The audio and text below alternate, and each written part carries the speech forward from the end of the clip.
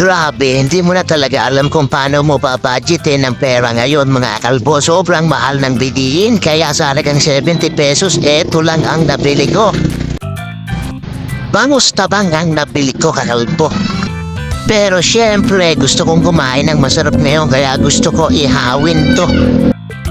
Alam ko, hindi ganun kasarap ang bangus tabang mga kalbo, no? Pero siguro sasarap naman to pag inihaw.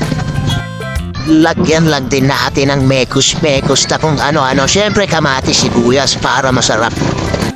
Na kahit hindi malasa yung bangus tabang, lalasa na rin yan dahil mayroong kamatis at sibuyas, alright?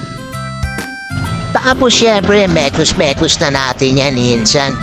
Pagkatapos natin i-mekus, ipalaman natin yan sa loob po, diba? Discarding malupit lang talaga, sa halagang 70, may dalawang bangus ka na. Pagkatapos ko nga palamanan yung bangus, syempre nilinis ko muna yung hiyawan ko. Tinanggalan ko ng kalabang, baka mamaya matetano ako eh. At ihawin ko nga itong bangus tabang na to mga kalbo. Kaya nagpapabaga na tayo ng huling, alright? Tapos kung kailan naman nakapagpabaga na ako, tsaka naman umambon, kaya lumipat na lang ako dito sa loob ng terrace namin.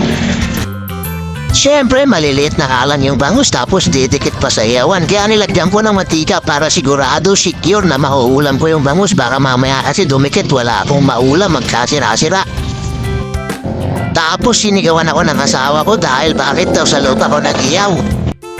Ang dami palang sinampay sa loob. Sabi ko sa kanya, sige ulamin mo yung kanin.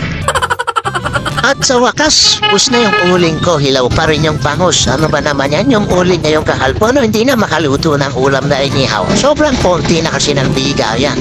Bigla mo ubus na kaagad.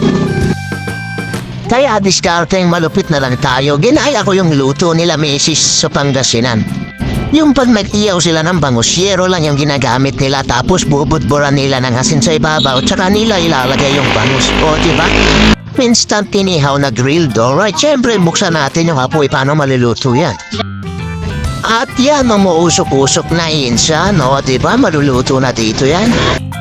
Craving satisfied tayo ngayong tanghalian. At yun, nakita ko na nga yung pagkasunog ng balat ng bangus, o diba? Ibig sabihin, luto na yan. Kaya hinango ko ng akal po para makakain na rin kami. Alas 12 na kasi nakakagutom na talaga. At hindi naman nakapagpigil si Don Roberto, inunahan na nga na kinuha niya yung parting buntot, hindi niya alam yun yung parting matinik, ha? Okay, hanggang dito na lang.